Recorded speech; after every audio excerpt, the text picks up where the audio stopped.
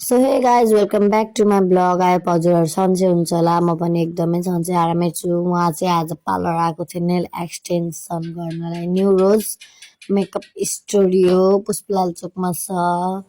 राम्रो छ एकदम, सबैजना भिजिट गरिदिनु होला। अनि दिदी त्यही सिक्दै हुनुहुन्छ, त्यही भएर मेरो हातमा प्र्याक्टिस गर्नुभएको अरे। कति राम्रो भएको थियो। अनि हामी खाजा खान गयौँ। भोक लागेको थियो कि यति धेरै भोक लागेको थिएन। अनि खाजा खान गयौँ। दिदीले चाहिँ चिकन चाउमिन खानुभयो। म चाहिँ नेल्स देखाएको थिएँ। मैले चाहिँ मोमो खाएँ, त्यो चम्ची समात्न नसकेर हातैले खाएँ मैले चाहिँ।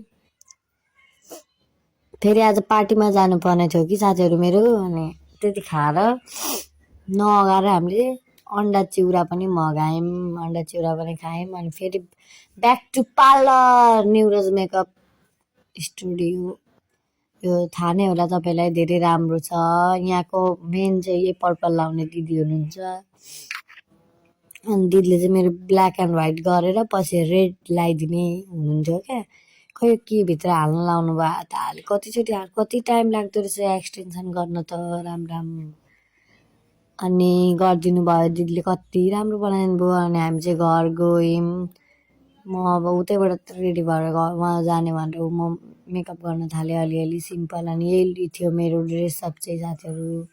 मेरो नेल्स यस्तो भएको थियो, कस्तो राम्रो भएको थियो नि। दिदीको प्र्याक्टिस हो क्या यो चाहिँ साथीहरू, कस्तो ब्युटिफुल। अनि म घर गयौँ, हामी घर गयौँ। घर आएको मम्मी चाहिँ छिटो कि छिटो भन्दै हुन्थ्यो। घर आएको भएर त आफू चाहिँ लुगै लाउनु भएको थिएन है। अनि निक्लियौँ। अनि सरसर ठुलो मम्मीकोमा गयौँ। त्यहाँबाट हामी निक्लियौँ सबैजना भाइहरू। अनि मान्छे बटुल्दै हिँड्यौँ हामी चाहिँ। अब छरछिमेक भएपछि जम्मा गर्दै हिँड्नु पर्यो नि त। अनि मैले सुसन ठुलो मम्मीलाई पनि देखेँ।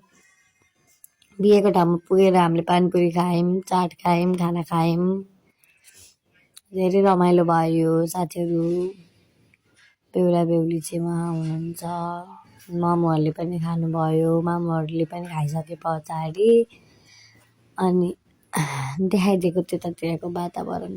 अनि म चाहिँ घर फर्केँ साथीहरू। Okay bye guys, love you, माया गरिदिनु होला।